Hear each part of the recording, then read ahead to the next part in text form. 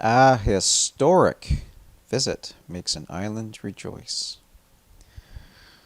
Cuba, a beautiful island in the Caribbean, recently experienced an unprecedented season of spiritual refreshment. The close of 1998 brought a long-awaited blessing for Jehovah's Witnesses living in this western Indian country.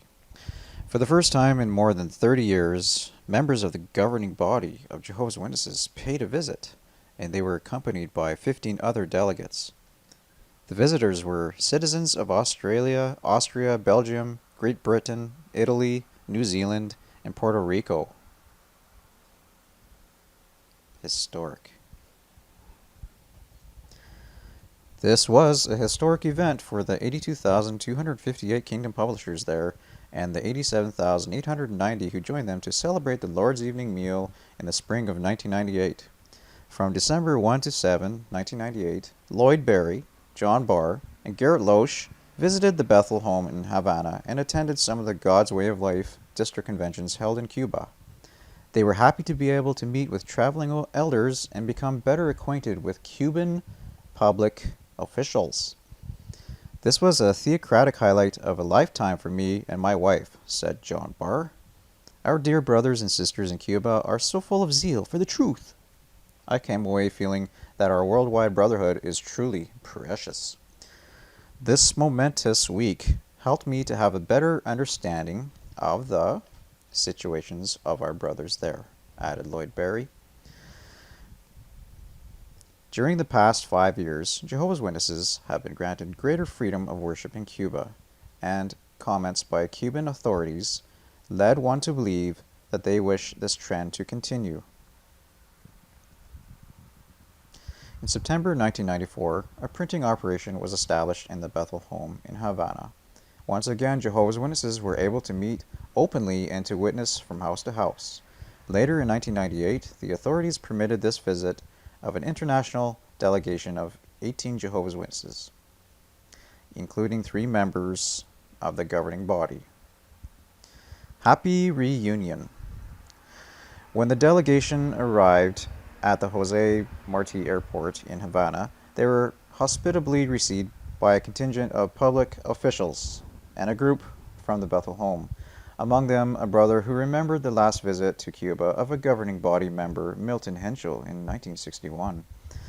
The brother was then 12 years old. He is now a traveling overseer.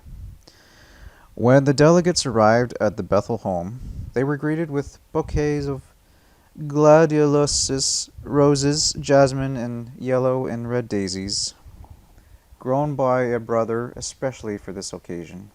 Tears flowed freely as the Bethel family welcomed the delegates. Later they shared a meal of Cuban roasted pork, rice and beans, salad, and so on. After the meal, each member of the governing body gave an upbuilding talk on the treasure of Bethel's service. Brother Loesch's comments were particularly moving as he spoke to the brothers in Spanish. The Bethel family is made up of 48 regular volunteer workers and 18 temporary helpers. Although books and Bibles are printed in Italy for the brothers in Cuba, black and white editions of the Watchtower and Awake magazines are produced in the country itself on 2 mimeograph machines. Long hours and repetitive manual work in cramped quarters are required to... What is this? Produce all the magazines that are needed. The volunteers value their treasure of service to Jehovah in a very special way. Convention highlights. The 18-member delegation divided into 3 groups so as to attend district conventions held at 3 locations. Havana, La. On each of the 3 days, a large group of brothers and sisters, including many elders and pioneers, were invited to attend at each location.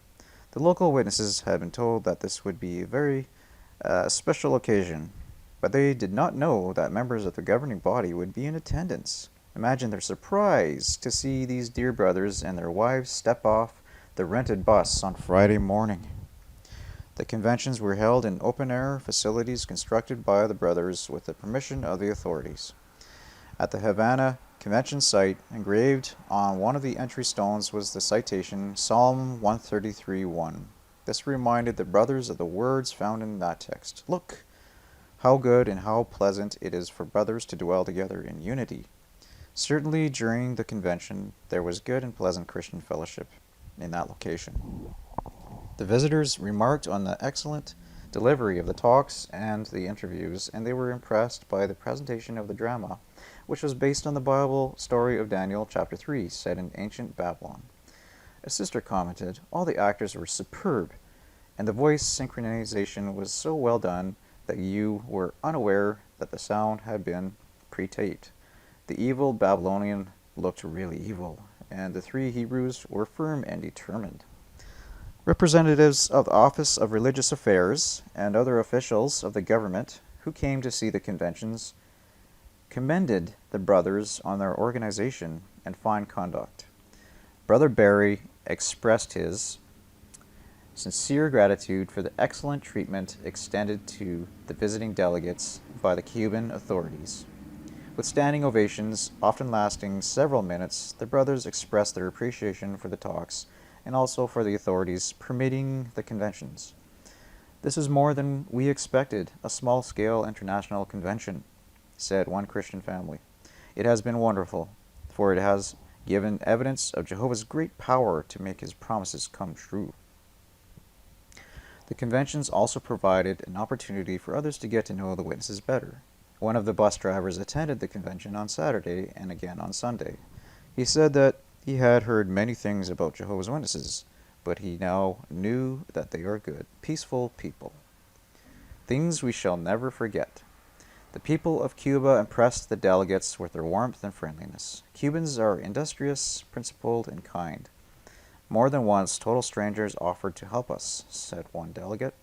The delegates were deeply impressed by the faith, happiness, and love displayed by fellow witnesses in Cuba. In spite of tremendous obstacles, they have made Jehovah their stronghold. John Barr said, "So many things pleasantly surprised me on this, my first visit to Cuba, the beauty of the country, the pleasant temperament of the people I met, and above all, the sheer exuberance of the Cuban witnesses. Never in my life have I heard such heartfelt singing of our kingdom songs, and such prolonged applause when spiritual matters touch their hearts. These are things we shall never forget. We shall always cherish them."